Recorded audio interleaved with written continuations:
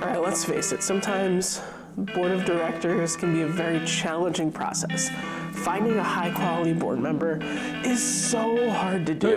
What's going That's on? why today I'm going to talk about four ways that you can, four different things to keep in mind as you add board members, so that you can have a God-honoring board without making you feel like you want to go crazy. Part 2 of our series here. So part 1, we talked about what is a board of directors, why it's important, and not as much of like the legalistic stuff, but more of the practical stuff. So today we're going to talk about what does it mean to add board members and why it could be challenging, but also like things to keep in mind as we add board members. I want to talk about it kind of from my own experience. As if you're just joining this channel, welcome. My name is Ken McQuiller, founder of Nonprofit Missionary Grant Writing Consultancy, also just a nonprofit consultant as well. I have been in the nonprofit field for 10 years, as a grant writer for 8, and also leading my own nonprofit for 2. So, board of directors is challenging. And sometimes it can be so hard to try to figure out what to do, who to add, when to add people. Now, before I get into my 4 things to keep in mind, something in general to keep in mind is look at your bylaws. Look at what it says as far as adding a board member, because there might be some things that I talk about that you can't do based on the way that your bylaws work. So it's important to make sure you're consulting your bylaws. It's important to consult a lawyer as well, because once again, having your board of directors isn't just a matter of having the right people for legalistic purposes. These are people that are serving in ministry, and as a nonprofit leader, it's our job to steward their talents, their time, their treasure properly. So with that said, here are some things to keep in mind when it comes to adding a board member. Number 1, have a solid job description. So when we first started our nonprofit, it's a nonprofit workforce development coffee shop, we were looking at just kind of establishing our board. We have our founding board. Pretty much everyone that was on the founding board is still serving, which is great. I believe our first board meeting was like 2021, somewhere around there. But like we started actually doing the work that we're doing September of 2023. So obviously a couple years of planning and strategizing, fundraising, renovations, and all that. So fast forward a little bit to once we really got like the structures in place. Something that I have used for the 2 or 3 board members we've attempted to add, I'll get more into that later, is a job description. Because I think just like in any other position, it's important for people to know what they're doing. And I think sometimes, especially in the board of directors position, the expectations, the written down, the verbalized expectations from the board member versus whether you're talking the board chair, executive director, whoever, I feel like there sometimes is a disconnect as to what a board member should be doing and what a board member actually does. And I think having a solid job description really helps. Actually, part of why I think it's important is anytime there is an issue, you can go back to it and you can reference it. Just like you would if you had any type of employee. So with that, I want to tell a quick story. We were just starting out in the coffee shop. I had reached out to an organization to help with some job training. We were like a work site for them. So they'd pay the people, we would just have to give them the support, the employment opportunity, and also have the means and capacity to hire them, which at that point I was willing to do when I first added them on. And so I had 2 girls that came on. One ended up leaving earlier, went on to do something else. And then the other one was working out pretty good, but then there was a point where things weren't really working out so well. Not showing up on time, calling in sick, within minutes of when the shift was starting. A lot of different issues that I didn't know the best way to address it, especially because of the relationship that, like, I'm your boss, but I'm not paying you. There's a lot going there. So I had talked with another coffee shop owner. It's a guy that's in our network. We've gone and visited him a couple times. It's a really good conversation. And a couple of the things that I talked about a little bit more of like some operational stuff and kind of just questions about, I don't know how to handle this. I don't know what to do. Like, how do you make a lot of coffee for a lot of people quickly, things like that. But one of the things I said is I was having an issue with this employee. And like, I'm not really sure what to do. And the first question he asked is, do you have a job description? And he had said, every time that there's an issue, I always go back to the job description. And that's really helped me out with the employees that I have, because as I do my onboarding process, we go over the job description. I talk about the 3 different things I expect from them, which I can just say here, being able to make coffee well, which I'll teach you how to do. High quality customer service. That means anytime someone comes in the door, we're happy, we're courteous, we're smiling, everything like that. And then also following health standards, which means like washing your hands, keeping cold stuff in the fridge, things like that. So it has really helped me to kind of state my expectations at the beginning, and also kind of the backstory of why we exist. Because as I let this particular employee go, there was a lot of like confusion and anger, which there shouldn't have been, but I realized that I needed to be clearer about this is what we do and this is why we do it. So with all that said, I created a job description also for our board of directors, because sometimes like board of directors don't know what they're doing. They know that they have to attend meetings and they have to vote, but is there more involved? Is there an expectation when it comes to fundraising? Is there an expectation for volunteers? Is there an expectation to make connections and things like that? Really, all of that should happen, but board members don't necessarily realize that that kind of needs to happen. And I think by having a specific job description where you're talking about some of the expectations and also some of the expectations that the board chair and the executive director will bring, such as having minutes before the meeting starts, having financials, and all of those different things aligned in place so that everything is just good to go. With all that said, I think it's just important to have a solid job description and just leave it at that. So that's step, before you even add someone on, if someone's interested in being a board of director, which if someone's interested and you're like, yes, great. Help lead them in that. But it's important to steward that enthusiasm properly. Because I've realized through mistakes that sometimes good intentions can start to wane very quickly. And in order to steward the passion correctly, I think there's a couple things that you need to keep in mind. Which is why, number 2, add board members slowly. I know if you have someone that's like, man, I want to serve on this board, and it's great, and they might be the perfect board member candidate, I still would encourage you to bring them on slowly. Because what you don't want to do is you don't want to add a board member that's toxic and then kind of feel like you're stuck with them until they decide to quit. I've seen that happen too many times. Honestly, one time is too many times. But I think it's important to just kind of say, let's add our board members slowly and have a slow process. And I think this is in general, when it comes to volunteer positions that you're looking to fulfill, whether you're talking in the church, whether you're talking at a nonprofit, it's important to bring them on slowly, because you want to make sure that the person has the proper character, they actually have the calling, and they have the competency to do it. Because passion doesn't always mean competency, even with a board of directors position. Because I think that's something that I wish that I have done over the last couple of years a little bit better with my own board, is there have been people that have been interested, and I'm just like, okay, yeah, join on our next board meeting.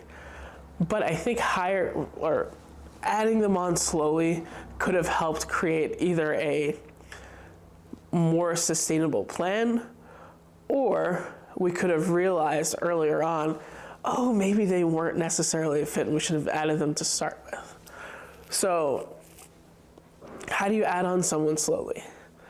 There's a few different ways. Number one, they could attend board meetings as a visitor.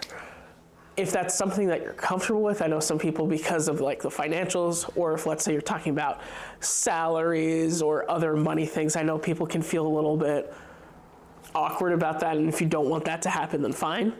But I think a good way to see if someone's a good fit is to just have them come and observe, and then meet with them afterwards and be like, hey, what did you think? How do you feel? All of that. So that's one way. Another way is having them just volunteer, whether it's like coming up to your facility and kind of just seeing how things go, or whether you need help stuffing envelopes or something like that.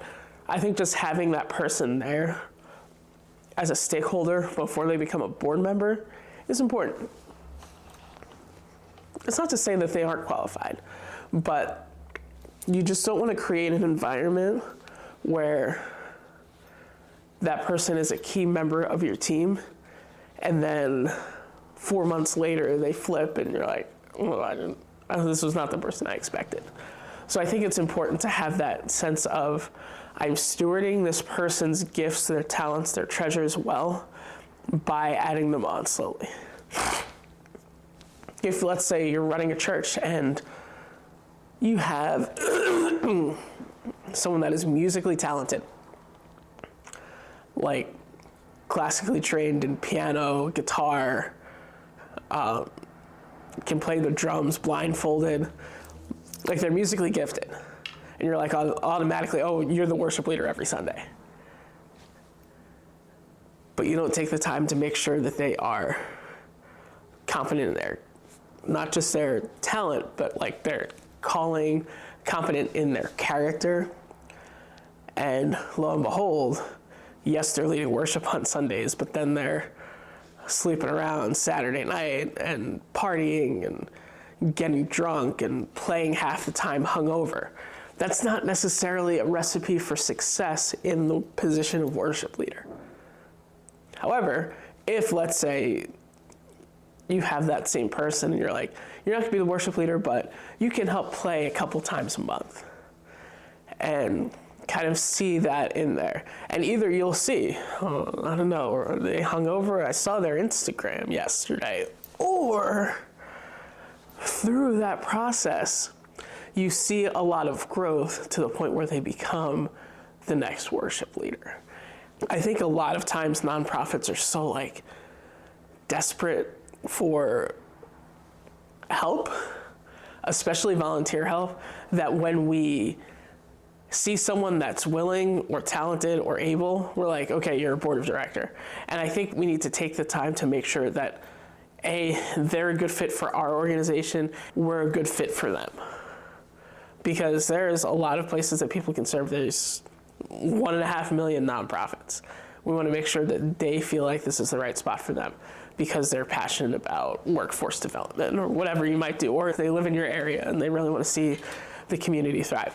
Whatever it might be, I think it's just important to bring people on slowly. That way, you can make sure that you're not only stewarding your organization well, but also you're stewarding their gifts well. Number 3, when it comes to adding board of directors, start with your stakeholders. I feel like in our world, we love the outside hire. Whether that's with like anything, not even just with board of directors, but like, let's say in your church, you're looking for a new youth pastor. We would rather find a youth pastor that's never been a part of our church versus growing someone up. But there's challenges with that, and I'm not saying all outsiders hires are bad. But I think especially with a board of directors, it's important to have someone that's already a stakeholder within your organization. That doesn't necessarily mean that it has to be someone that works there or someone that has been a client there. It could be a partner organization. It can be someone that's volunteering already. It could be a local resident that has benefited from your services. But I think having people that are stakeholders will be a little bit more passionate and more willing to serve, as opposed to someone that might be a little bit more high profile, but a little bit on the outside. Does that make sense? I hope it does. So I want to just encourage you not to say, don't ever look outside of your organization.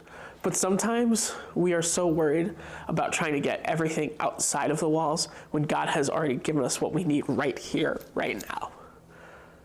So maybe that's a donor that has been consistent in monthly giving for the last 4 years. That person would make a good board member because they care about what you do and they're passionate about making your mission bigger than it is.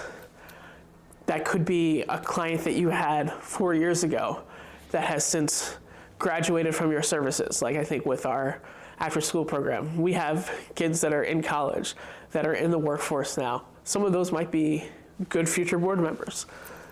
We have, like in the workforce development side, people that are working, but can credit the coffee shop for kind of launching them off to whatever they're doing. I think having those people first, or like if you do have, like I think with our after school program, having a parent that wants to serve on the board, or a former staff member that's doing other things but still really likes what was happening, whatever it might be. I think sometimes we are so worried about getting from the outside that we're not worried about what God has given us already. And there's a lot of that with fundraising as well, where we're so worried about just like acquiring new donors, when maybe God is asking you to steward the donors that you already have. Maybe you have someone that is giving sporadically that can move to a monthly gift. Maybe you have someone that is giving monthly that could be a great ambassador for you to grab in donors from their network. Where if you reached out to those people that are not directly familiar with you, you wouldn't have success, but they would have a lot more success than you do. Or that monthly donor that's ready for that next step of a major gift or planned giving, whatever it might be. I think sometimes when we're stewarding an organization, we're so worried about getting new people as opposed to stewarding the right people. So I don't know what that might look like as far as boards go, but check former clients. Check in with people that benefit from your organization. Partner organizations. You might have some great board of directors there. You might have some great board of directors just down the street from you. Like take like a retired 75-year-old man that doesn't have anything else to do every day. He might be a great candidate for your board. Because also like when we're looking outside, usually we're looking within our network, and typically our network is pretty similar. So like, for example, I'm a pastor, I work in the nonprofit field, so a lot of the people that I would recruit for a board would be pastors, which, and depending on which pastors you're looking at, primarily male, primarily over 40. There's a typical profile there. Versus if I'm trying to work with someone in that, let's say, graduated from our coffee shop program, might be a young adult, male or female. You see how there's a difference there.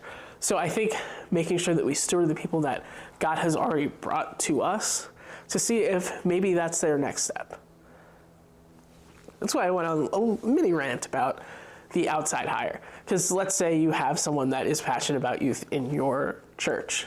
They're gonna be more passionate about getting that kid that they already know to come to youth group versus someone that has no relationship. Someone that benefits from your organization already might be a little bit more passionate about trying to grow it versus a board of directors that you just get from a random application or something like that. So, last thing, and it's funny to talk about this as we're adding people on, but I think it's still important to keep in mind, and that's have a transition plan in the future. I've seen people, when they leave a board of directors, whether it's a church, whether it's a nonprofit, they leave bitter and they leave angry at the organization. Like, it's more like a rage quit versus like, hey, this is not the right time for me and I want to keep helping. So what I want to encourage is just have a plan for when they leave. And that can be done a lot of different ways. Once again, your bylaws probably say a little bit more about this than I could, but part of it is, how are you doing your, how are you doing terms? Because there's a few schools of thoughts on this, and I'll get into this very briefly. For some people, having a set limit on how long a board member can serve can help them to steward that relationship well. So let's say the max a board member can serve is 8 years. And once they have hit that 8-year mark, then they can no longer be a part of the board. And I understand the rationale behind it. I understand the thought process. And I think it kind of just depends on the person. Because I think for some people, they're serving, and then eventually they start to get burnt out, if not burnt out, a little toasty. And it's time for them to kind of not serve on the board, so as to save the relationship. Versus there's people, they can serve for 20, 30, 40 years and they don't care. Now, there is probably the slight concern of, if you're serving too long, do you get stale? Do you have too much authority and control? But regardless, I think having a transition plan and checking in with people regularly is important. Because if you're like, hey, is this still working for you? Is this something that you can still see doing for the next 2-3 years? Then you can start talking about, okay, so you might be transitioning off the board, but we're not just like, you're not just leaving and not doing anything. How else can you serve? Whether it's like helping with fundraisers, whether it's helping volunteering, and you can give them that opportunity. Or maybe they just do need a break from your organization for whatever reason.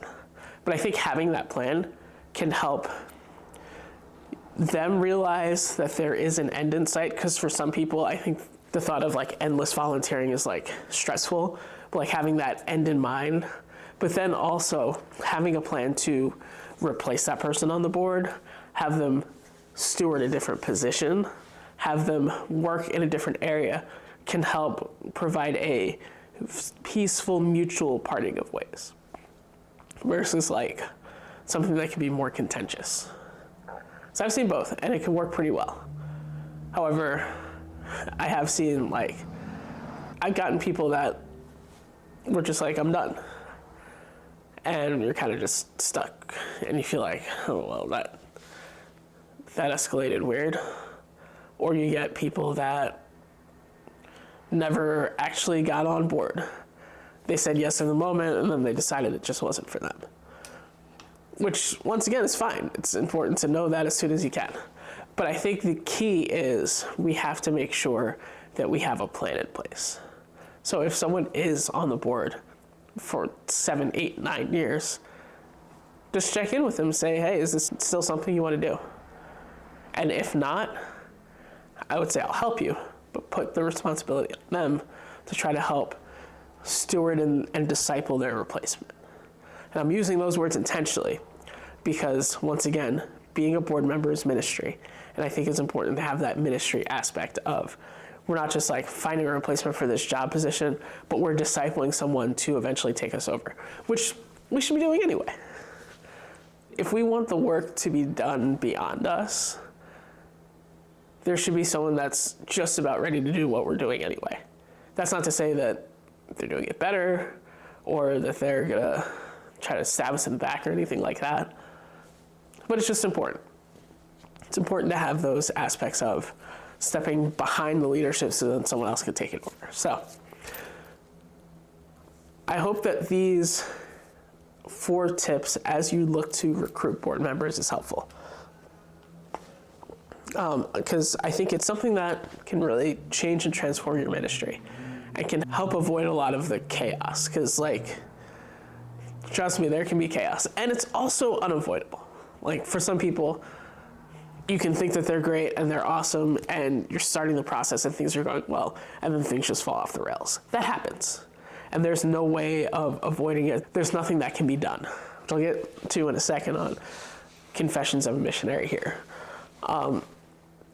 But I think just having those measures in place where we can make sure that we have a job description, we recruit people slowly, we focus on our stakeholders, and then we focus on having a transition plan eventually, I think it can be helpful. So, yeah. Confessions of a Missionary. I know a few episodes back I was like, oh, I want to change it a little bit. I'm still going to change it, but I'm still going to call it Confessions of a Missionary because I think it just kind of, it flows better than Notes to Myself or just having a weird end segment. And something recently that come up is this report that the Assemblies of God has been hiding abuse scandals for 50 years and keeping the people that are abusing women and children in their place. And I think, first of all, I have a few thoughts on it, and obviously, like, I'm not here as a representative of the AG. They've created their own statement and everything.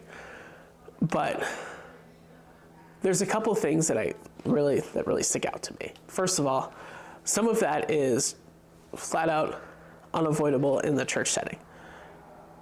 And I hate saying that because anybody that is hurt by someone in church is the worst person ever.